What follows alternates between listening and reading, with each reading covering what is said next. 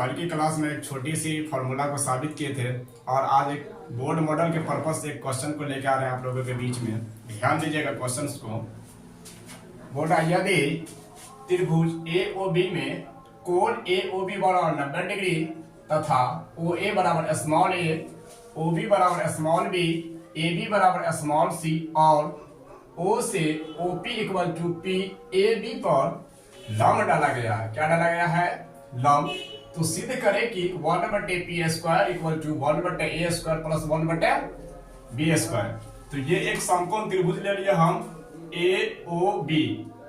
ये समकोण त्रिभुज लिए बिंदु O से AB पर लंब डाला गया है।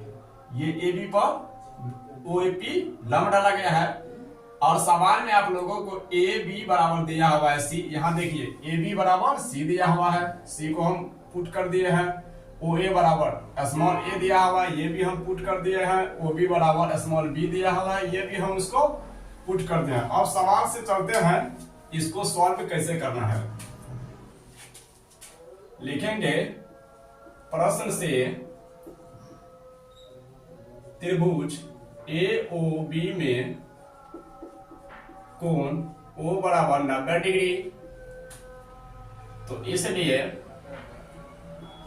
पाइथागोरस प्रमेय से पाइथागोरस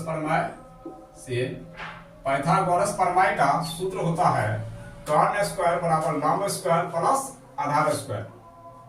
वही फॉर्मूला का यहाँ पे अप्लाई करेंगे। इसमें देखिए कर्ण आपको ए बी दिया हुआ है और ये ओ ए हो गया आपको लंब, ओ बी हो गया आपको आधार। तो यहाँ लिखेंगे AB² बराबर AB का होल स्क्वायर बराबर OA का होल स्क्वायर प्लस OB का होल स्क्वायर। तो ये AB का वैल्यू कितना दिया हुआ है? C दिया हुआ है। ये C का स्क्वायर, OA का वैल्यू क्या दिया हुआ है? A दिया हुआ है प्लस OB का वैल्यू क्या दिया हुआ है? B दिया हुआ है। अब इसको हल करते हैं। C का स्क्वायर C² हो जाएगा, A² प्लस B²। इसको मान दीजिए आप समीकरण 1। इसको क्या माने? समीकरण 1। अब हम आगे चलते हैं तथा त्रिभुज AOB तथा त्रिभुज AOP में। इसमें देखिए आप लोग जानते हैं कि समकोण त्रिभुज के क्षेत्रफल क्या होता है? 1/2 गुना आधार गुना ऊंचाई। अब उसी फॉर्मूला का हम यहाँ पे यूज करेंगे। समकोण त्रिभुज का क्षेत्रफल क्या होता है? 1/2 गुना आधार गुना ऊंचाई या 1/2 गुना आधार गुना शीर्ष लंब। उसी सूत्र से हम चलेंगे। ध्यान दीजिए, लिखेंगे चूंकि समकोण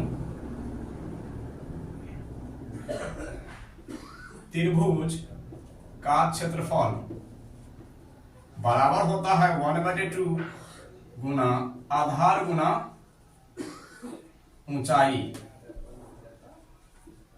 ये एंटीबायोटिक हुआ, बस इसी सूत्र का यूज करना है।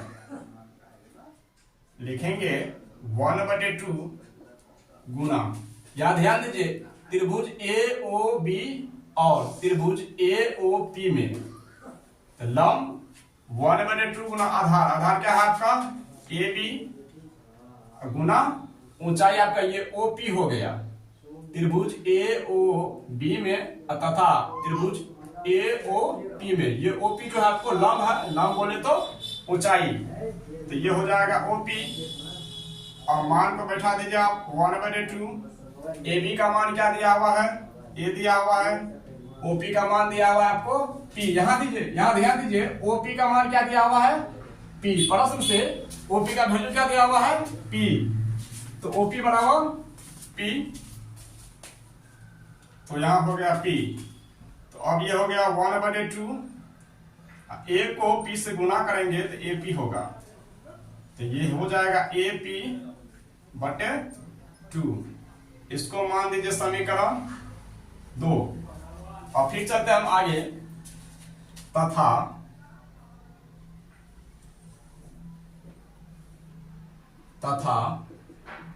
त्रिभुज AOB तथा त्रिभुज OPB में वही सूत्र का यूज करेंगे। समकोण त्रिभुज का क्षेत्रफल क्या होता है? 1/2 गुना आधार गुना ऊंचाई, या 1/2 गुना आधार गुना शीर्षलंब। तो लिखेंगे 1/2 गुना आधार गुना ऊंचाई, आधार गुना ऊंचाई हो गया आपको OA। तो 1/2 गुना OB दिया हुआ है B और गुना OA दिया हुआ है आपको स्मॉल a। इसको मल्टीपल करेंगे तो ये AB/2 हो जाएगा समीकरण 3 से। यहां ध्यान दीजिए आप, समीकरण 2 में एक छोटी सी मिस्टेक हुआ है। OP आपको दिया हुआ है यहाँ पे P, तो ये OP का वैल्यू यहाँ पे हो गया P, ये AB का मान दिया हुआ है C, यहाँ पे हो जाएगा C। छोटी सी मिस्टेक हुआ है, इसको आप लोग सुधार कर लीजिएगा। C तो यहाँ हो जाएगा आपको PC या CP, बात बराबर है, बटे 2 हुआ समीकरण 2। अब चलते हैं समीकरण 1 और समीकरण 2 की तुलना करने पे। लिखेंगे 9 समीकरण 1 तथा समीकरण 2 की तुलना करने पर,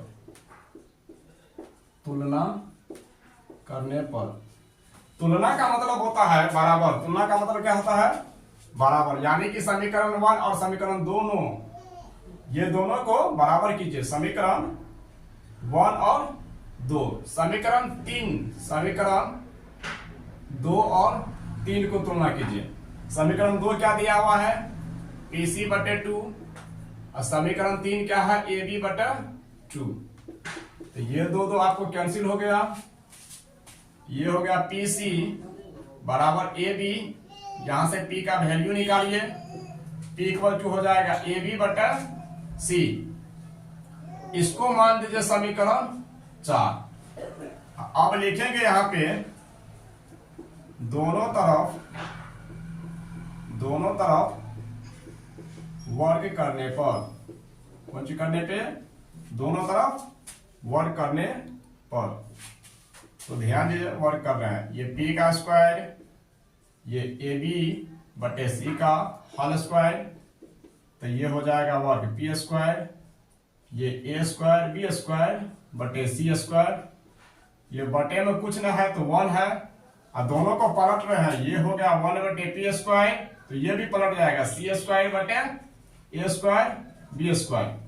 ठीक ना? ऐसा इसलिए किया है क्योंकि ये सवाल में बोल रहा है सिद्ध करने के लिए कि 1/P² बराबर 1/A² प्लस 1/B²। यही कंडीशन को देखते हुए, ये जो आप देख रहे हैं यहाँ पे, ये कंडीशन को देखते हुए हम ऐसा अप्लाई किया है, इसको अनुपातिक राशि में बदल दिया है। यानी P²/1 बराबर A² अब B²/C²। तो ये दोनों को क्या किया? अनुपातिक राशि में एक्सचेंज कर दीजिए, यानी कि अंश को ऊपर कर दीजिए, नीचे कर दीजिए, और हर को ऊपर कर दीजिए। अब हम चलते हैं और इसको मान दीजिए आप समीकरण 5। समीकरण 5 आप लोग बारी बारी से सोचते होंगे कि समीकरण 1 2 3 4 5 एक तरफे से आ गया है, आप लोगों को भारी भी लगता होगा, लेकिन ये बहुत ही आसान है, बस आप ध्यान से देखिएगा। अब हम चलते हैं समीकरण, यहां देखिए समीकरण 1 में देखिए C² बराबर, समीकरण 1 यहाँ पे C² बराबर A² और प्लस B² का वैल्यू दिया हुआ है। ठीक है, तो समीकरण 5 का वैल्यू को रख दीजिए। यहाँ पे देखिए समीकरण 5 में समीकरण 4 का मान रखने पर, तो देखिए हम मान को रख रहे हैं 5 क्या है आपका 1/P² equal to C²/A² B²। तो ये 1/P², C² का वैल्यू है A² प्लस बी स्क्वायर बटे ए स्क्वायर बी स्क्वायर, ये 1 बटे पी स्क्वायर, ये ए स्क्वायर बटे A square B square plus B square बटे ए स्क्वायर बी स्क्वायर। देखिए ऊपर नीचे कट रहा है, ये स्क्वायर कैंसिल, ये बी स्क्वायर कैंसिल, बचा आपका 1 बटे पी स्क्वायर 1 बटे बी स्क्वायर 1 बटे ए स्क्वायर। यही तो आपको साबित करना था।